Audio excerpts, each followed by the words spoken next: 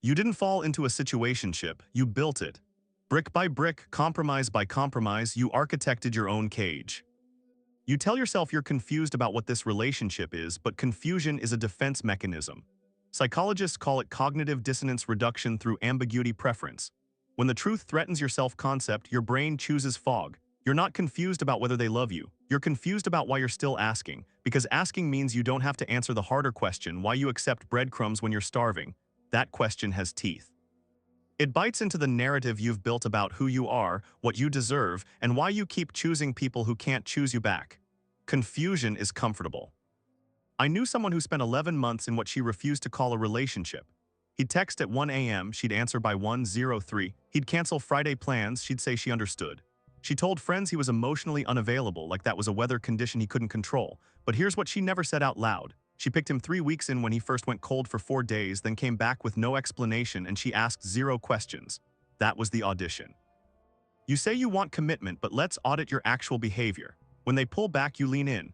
When they're vague about Saturday, you smile and say you're flexible. When they introduce you without a label, you laugh it off like labels are for teenagers. You're performing the role of the person who doesn't need what you desperately need. This is called the self-silencing schema, a learned pattern where you suppress your own needs to avoid conflict or abandonment. You think you're being understanding. You're actually being complicit. Here's the part that stings, you've known since week 2 or month 1 or that night they looked at their phone while you were mid-sentence. You know because your body keeps score even when your mind writes fiction. Your stomach tightens when you see their name. You rehearse texts for 20 minutes. You feel relief when they cancel because it ends the anxiety of wondering if they'll cancel. That's not love, that's hypervigilance. That's your nervous system trying to prepare for inevitable disappointment. But instead of listening to that biological alarm system, you override it with rationalization.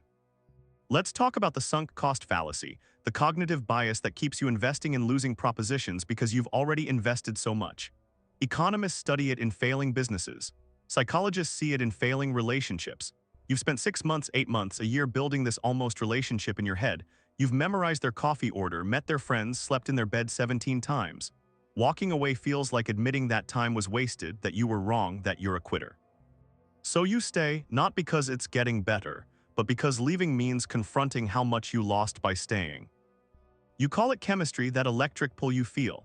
But here's what neuroscience reveals. What you're calling chemistry is often just intermittent reinforcement activating your dopamine system. They're unpredictable, sometimes warm and sometimes cold, and your brain treats that like a slot machine. Consistent love doesn't create the same neurological high because your brain stops releasing reward chemicals for predictable outcomes. So you mistake anxiety for attraction. You mistake the relief of their attention after absence for connection. But why do you choose this? Why do you swipe right on emotionally unavailable? Why do you feel bored by people who text back consistently? Why does the person who wants to define the relationship in week 3 feel suffocating? Because you're not actually afraid of being alone. You're afraid of being known. A situationship is perfect protection. You get the appearance of intimacy without the vulnerability of being fully seen. If they never commit, you never have to risk them seeing all of you and choosing to leave. Attachment theory explains this perfectly. If you're anxiously attached, you learned early that love is inconsistent, that you have to work for scraps of affection, that your needs are too much. So you find people who confirm that belief. If you're avoidantly attached, you learn that closeness equals loss of self, so you choose people who can't get close enough to threaten your autonomy. Either way, you're not randomly unlucky in love. You're unconsciously selecting partners who recreate your earliest relational wounds so you can try to heal them. She finally saw it on a Tuesday. Nothing dramatic happened. He didn't cheat or lie or disappear. He just sent a casual text about maybe hanging out this weekend if he wasn't too tired, and something in her chest just went quiet. Not angry, not hurt, just quiet. She looked at that text and suddenly saw the whole pattern like a flowchart. She could predict the next 3 months. The maybe plans, the late-night intimacy followed by 3-day silence, the circular conversations where she asked for clarity and he asked for patience. The pattern broke the night I stopped asking what they wanted and started asking why I never asked what I wanted. You stay because leaving requires grieving not just the relationship but the fantasy. You have to mourn the person you hoped they'd become, the relationship you thought you were building, the future you narrated in your head at 3 a.m. That grief is heavier than the daily disappointment of staying. So you choose the familiar pain over the unknown pain. You choose the devil you know. But here's the psychological cost. Every day you stay in a relationship that doesn't meet your needs, You're sending a message to your subconscious that your needs don't matter. Here's the twist nobody tells you. You might be keeping this ambiguous on purpose. Not consciously, but strategically. Because if you demanded clarity and they said no, you'd have to leave. And leaving means being alone. It means downloading the apps again, means first dates with strangers, means the vulnerability of starting over and risking this same outcome with someone new. The situationship is awful, yes, but it's familiar awful. It fills the space. It gives you someone to text, someone to sleep beside, someone to make the loneliness less loud. You're not staying because you think it'll get better. Let's inventory what you're actually getting from this. Attention, sporadic, affection, conditional, security, none, respect, be honest, future, there isn't one. Now inventory what you're giving, your time, your emotional energy, your physical presence, your hope, your standards, your self-respect, and this is crucial, your opportunity cost. Every month you spend here is a month you're not available to meet someone who's actually available. Every Friday night waiting by your phone is a Friday you're not out living.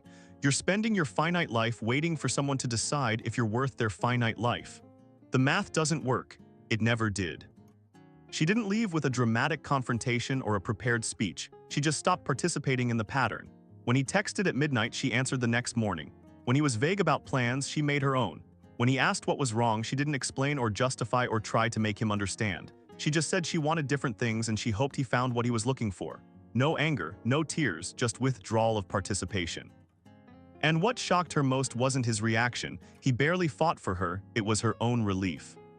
If you knew this earlier, you would have understood that your patterns aren't personality. They're learned behaviors, and learned behaviors can be unlearned.